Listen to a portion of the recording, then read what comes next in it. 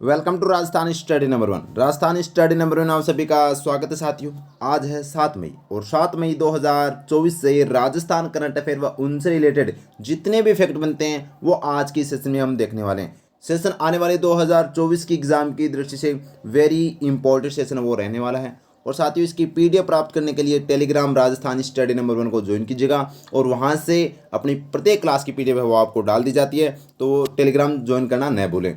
और साथियों अगर क्लास अच्छी लगे तो लाइक कीजिएगा, शेयर कीजिएगा और अपने परिवार राजस्थान स्टडी नंबर 1 को सब्सक्राइब जरूर कीजिएगा, ताकि साथियों आपका जो प्यार और विश्वास है वो हमें मोटिवेशन प्रदान करता है साथियों, और हमें ऊर्जा प्रदान करता है, ताकि आपके लिए बेहतरीन से बेहतरीन सेशन है वो हम आपके लिए लेकर आएँ। तो अब विदाउट वेस्टिंग टाइम बढ़ते हैं हमारे शानदार सेशन की ओर। लास्ट में आपसे एक क्वेश्चन पूछूंगा साथियों, जिसका जवाब आपको कमेंट के माध्यम से देना है।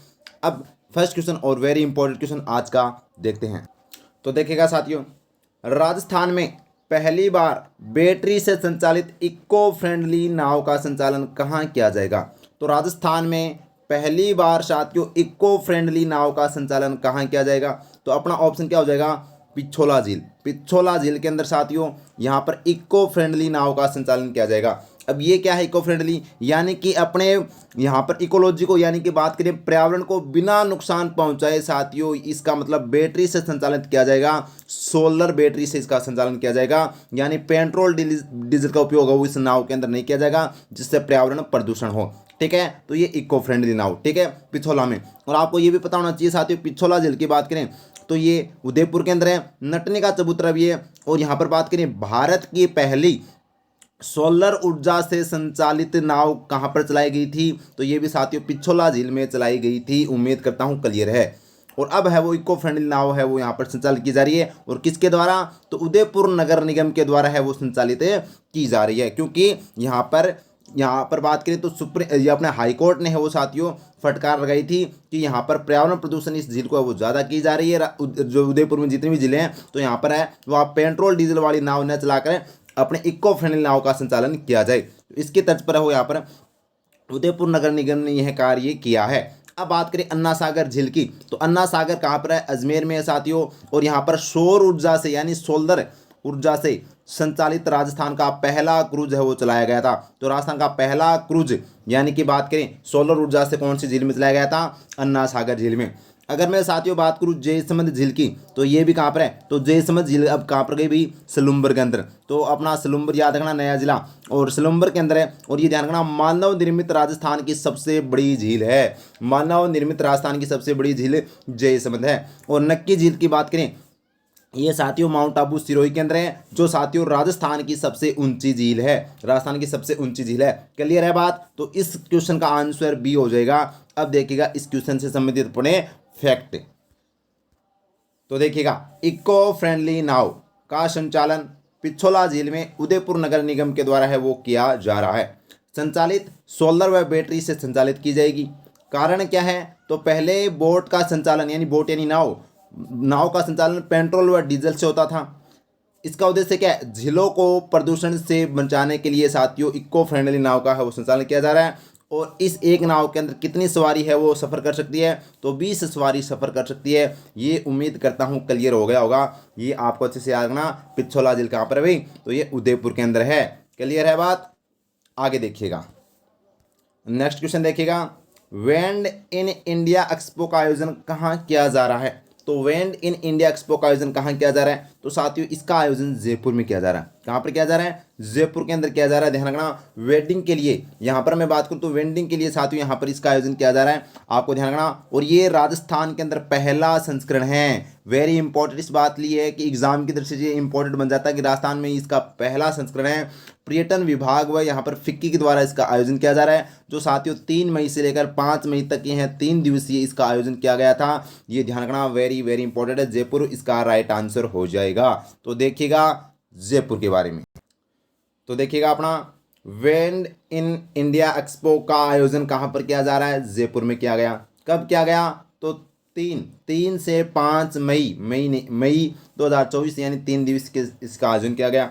यह संस्करण कौन सा है? तो पहला संस्करण है। कौन सा संस्करण है? पहला संस्करण है। और इसके आयोजनकर्ता कौन है?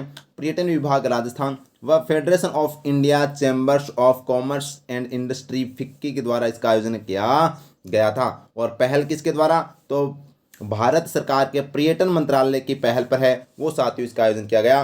तो लगा लीजिएगा स्टार। ये पहला संस्करण राजस्थान के अंदर जयपुर में, तो एग्जाम की दृष्टि से इंपॉर्टेंट है। ठीक है, क्योंकि राजस्थान साथियों पर्यटकों की दृष्टि से इंपॉर्टेंट राज्य बन जाता है। ठीक है, यहाँ पर पर्यटक वो खूब आते हैं और यहाँ पर आपको पता है शाही शादियाँ भी बहुत ज़्यादा होती है, यानी वेडिंग भी बहुत होती है। तो इसको है वो बढ़ावा देने के लिए इस एक्सपो का आयोजन किया गया है। उम्मीद करता हूँ क्लियर है। राजस्थान का पर्यटन लोगो क्या है भाई? केसरिया बालम पधारो नहीं मारे देश, याद रखना, very very important. Next question देखिएगा साथियों, शानदार क्वेश्चन है भाई। जून माह में होने वाले राजस्थानी भाषा साहित्य पुरस्कार समारोह में मायड़ भाषा राजस्थानी लेखन सम्मान किसे दिया जाएगा? तो ये किसे दिया जाएगा? तरुण कुमार धादिच को। किसे दिया जाएगा भाई? तरुण कुमार धादिच को है वो यहाँ पर मायड़ भाषा राजस्थानी लेखन सम्मान दिया जाएगा। जून माह के अंदर नागौर के अंदर यह कार्यक्रम आयोजित होगा साथियों, जिसमें राजस्थान के 28 जो साहित्यकार हैं उनको सम्मानित किया जाएगा, जिसमें से तरुण कुमार धादिच को मायड़ भाषा राजस्थानी लेखन सम्मान से सम्मानित किया जाएगा। कल हमने पढ़ा था साथियों ओम प्रकाश तंवर, और ये चूरू जिले के हैं। कहाँ के? ये चूरू जिले के हैं। और साथियों इनको कौन सा अवार्ड दिया जाएगा? तो इनको तारा पांडे बाल साहित्य सम्मान। कौन सा? तारा पांडे बाल साहित्य सम्मान है वो ओम प्रकाश तंवर को दिया जाएगा, ध्यान रखना, वेरी इंपॉर्टेंट। अगर मैं बात करूँ सिद्धि जोरी, तो सिद्धि जोरी को 2024 के अंदर कौन सा अवार्ड दिया गया है? तो इनको साथियों यहाँ पर बात करें तो south Asian social change maker award, तो यहाँ पर बात करें तो साउथ एशियन और सोशल चेंज मेकर अवार्ड 2024 से सम्मानित किया गया था नेपाल के अंदर। इनको ध्यान रखना, नेपाल के अंदर सिद्धि जोरी को सम्मानित किया गया था। क्लियर है बात? और अगर मैं बात करूं यहाँ पर बसंत काबरा की, तो बसंत काबरा कौन है भाई? चर्चा में इंपॉर्टेंट है, क्योंकि साथियों 6 मार्च की बात है और सन की बात करें तो 2024, 6 मार्च 2024 को भारत की श्रीमती जो मतलब राष्ट्रपति कौन है? द्रौपदी मुर्मू के द्वारा, तो भारतीय प्रेसिडेंट के द्वारा इनको सम्मानित किया गया। कौन से अवार्ड से? तो ध्यान रखना, संगीत नाटक अकादमी अवार्ड से। तो संगीत नाटक अकादमी अवार्ड जो बसंत काबरा राजस्थान के हैं साथियों, और ये स्रोत वादक है। इसके अलावा मैं बता दूं इनको कौन सा? तो 2022 का दिया गया था, 2022 का अवार्ड दिया गया था 2024 में। और इनके अलावा 2 व्यक्ति और थे साथियों, गफरुद्दीन मेवाती, जो साथियों ध्यान रखना वेरी इंपॉर्टेंट भपक वादक हैं, और गफरुद्दीन मेवाती भपंग वादक याद रखना। और एक इनके अलावा साथियों ध्यान रखना वेरी इंपॉर्टेंट दौलत राम वेद, जो लाइटिंग के लिए दिया गया था। तो इन बसंत काबरा, दौलत राम वेद और गफरुद्दीन मेवाती अच्छे से याद रखना। 2022 के लिए क्या दिया गया था? संगीत नाटक अकादमी अवार्ड दिया गया था। जबकि 2023 का किसे दिया गया था? राजस्थान से कौन है 2023 में? तो राजस्थान से नाम है उनका मोइनुद्दीन खान, जो साथियों सारंगी वादक हैं। इनको है वो यहाँ पर 6 मार्च 2024 को है वो राष्ट्रपति के द्वारा है यहाँ पर संगीत नाटक अकादमी अवार्ड से सम्मानित किया गया था। क्लियर है? अब इस क्वेश्चन के बारे में हम देख लेते हैं, अच्छे से चर्चा कर लेते हैं। तो देखिएगा, राजस्थानी भाषा साहित्य पुरस्कार समारोह का आयोजन कुंजल माता मंदिर डेह नागौर में किया जाएगा। जून माह के अंदर किया जाएगा। आयोजनकर्ता कौन है? अखिल भारतीय राजस्थानी भाषा मान्यता संघर्ष समिति व नियम प्रकाश। और पुरस्कार 28 राजस्थानी साहित्यकारों को 2024 के लिए पुरस्कार किया जाएगा। तरुण कुमार धादिच की बात करें तो मायड़ भाषा राजस्थान लेखन सम्मान से सम्मानित किया जाएगा। ठीक है, आगे देखिएगा। और नेक्स्ट क्वेश्चन लगा लीजिएगा स्टार। केंद्रीय पर्यटन मंत्रालय ने राजस्थान के किस स्थान को कूल स्मर्श ऑफ इंडिया कैंपेन के लिए चयनित किया है? तो साथियों यहाँ पर कूल स्मर्श ऑफ इंडिया कैंपेन के लिए किसे चयनित किया है? तो राजस्थान का माउंट आबू, क्योंकि अब गर्मियों का मौसम है और गर्मियों के मौसम में स्कूल की पड़ गई छुट्टी, तो सभी बच्चे व उनके माता पिता जाएंगे घूमने। तो गर्मियों में ये तो है नहीं कि अपने राजस्थान के अंदर चूरू फड़ौदी में आ जाएंगे, क्योंकि राजस्थान का सबसे गर्म स्थान फलोदी है और राजस्थान का सबसे गर्म जिला चूरू है, तो यहाँ पर तो कोई चांस ही नहीं आने का। ठीक है, तो राजस्थान का सबसे ठंडा स्थान कौन सा है? माउंट आबू। राजस्थान में सर्वाधिक वर्षा वाला स्थान माउंट आबू। तो यानी कि ध्यान रखना कहाँ पर आएंगे भाई? माउंट आबू के अंदर आएंगे घूमने के लिए, तो ये माउंट आबू। तो यहाँ पर बात करें तो अपना केंद्रीय जो पर्यटन मंत्रालय के द्वारा राजस्थान के cool summers of India campaign के अंदर माउंट आबू को शामिल किया है। राजस्थान का एकमात्र स्थान है जहां पर पर्यटकों के लिए घूमने के लिए यह साथियों लिस्ट जारी की गई है। इसमें भारत के 66 शहर स्थान शामिल किए गए, जिसमें से राजस्थान का माउंट आबू शामिल है। क्लियर है बात? तो अच्छे से क्लियर है। आगे देखिएगा तो देखिएगा, कूल समर्स ऑफ इंडिया संचालित केंद्रीय पर्यटन मंत्रालय के द्वारा क्या है, तो गर्मियों की छुट्टी में घूमने के लिए ठंडा स्थान के लिए है वो चयन किया गया है साथियों।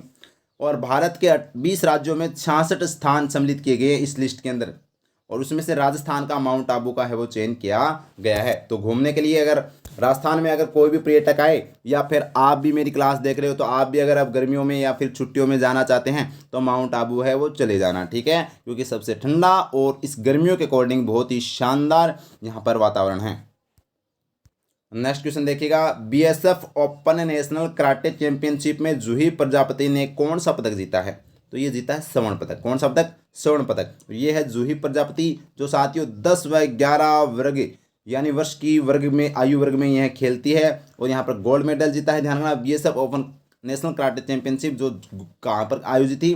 कलकत्ता के अंदर। कलकत्ता के अंदर है वो, यहाँ पर ये आयोजित थी, और ये अपने राजस्थान के राज्यपाल कलराज मिश्र, आपको अच्छे से याद रखना है, 41वें नंबर के राज्यपाल हैं। क्लियर है बात? तो देखिएगा आगे, तो देखिएगा जूही प्रजापति, खेल क्या है? कराटे, जिला जयपुर, और स्वर्ण पदक 10 व 11 वर्ष आयु वर्ग में national BSF open karate championship Kolkata के अंदर जो आयोजित था, उसके अंदर यहाँ पर गोल्ड मेडल जीता है। ये ध्यान रखना, वेरी इंपॉर्टेंट है, जूही प्रजापति, जयपुर जिला कराटे खेल। अब ये कल के जो क्वेश्चन हमने देखे थे 6 मई वाले, उनका फटाफट रिवीजन कर लेते हैं कि कल हमने क्या क्या पढ़े थे, ताकि आपको भी लंबे समय तक याद रहे शायद। तो देखिएगा, फर्स्ट क्वेश्चन है, online travel magazine Forbes Advisor ने साल 2024 में मई माह में घूमने के लिए देश के बेस्ट 8 शहरों में प्रदेश के किस शहर को शामिल किया है, तो अपने उदयपुर शहर को साथियों प्रदेश के यानी कि देश के 8 शहर में हम बात करें तो उदयपुर को शामिल किया गया है। और अभी पर्यटन मंत्रालय ने साथियों माउंट आबू को शामिल किया है घूमने के लिए, ध्यान रखना, मई माह के अंदर, ठीक है, जून जुलाई इसमें गर्मियों। नेक्स्ट क्वेश्चन है, पूर्ण रूप से सौर ऊर्जा से संचालित राजस्थान का पहला ट्रस्ट कौन सा होगा, तो ये जसोल धाम ट्रस्ट बाड़मेर होगा। क्या होगा? जसोल धाम ट्रस्ट बाड़मेर। और नेक्स्ट क्वेश्चन है, बाल कल्याण एवं बाल साहित्य शोध संस्थान के अंदर भोपाल के द्वारा तारा पांडे बाल साहित्य सम्मान किसे दिया जाएगा, तो ये ओम प्रकाश तंवर को दिया जाएगा, जो चूरू के हैं साथियों। आगे देखिएगा, नेक्स्ट क्वेश्चन है अपना, हाल ही में किस विभाग ने राज एसएसओ एएमएस प्रणाली के माध्यम से उपस्थिति दर्ज करने की शुरुआत की है, तो जन स्वास्थ्य अभियांत्रिकी एवं भूजल विभाग के द्वारा इसकी शुरुआत है वो की गई है। और नेक्स्ट क्वेश्चन है, राजस्थान में काले शीशे लगी गाड़ियां एवं बिना नंबरी गाड़ियों के खिलाफ कार्रवाई के लिए कौन सा अभियान चलाया जा रहा है, तो ये साथियों ऑपरेशन अनामिका अभियान है वो चलाया जा रहा है। याद रखना, राजस्थान पुलिस के द्वारा। राजस्थान पुलिस की महानिदेशक कौन है? उत्कल रंजन साहू। और ये आज का प्रश्न आपके लिए भाई कमेंट के माध्यम से बताना है कि इसका कौन सा राइट आंसर है। तो देखिएगा, 5 से 7 मई 2024 को 13वें ग्रेटर इंडियन ट्रेवल बाजार यानी GITB का आयोजन कहाँ किया जाएगा, और यहाँ पर कहाँ किया जा रहा है, इसका आयोजन चल रहा है। ऑप्शन आपके सामने अलवर, जयपुर, जोधपुर, बीकानेर। तो कौन सा इसका राइट आंसर होगा, कमेंट के माध्यम से वो साथियों बताना है। उम्मीद करता हूँ अच्छे से आपको सेशन है वो अच्छे से समझ में आ गया होगा। तो थैंक यू, जय हिंद, जय भारत माता की।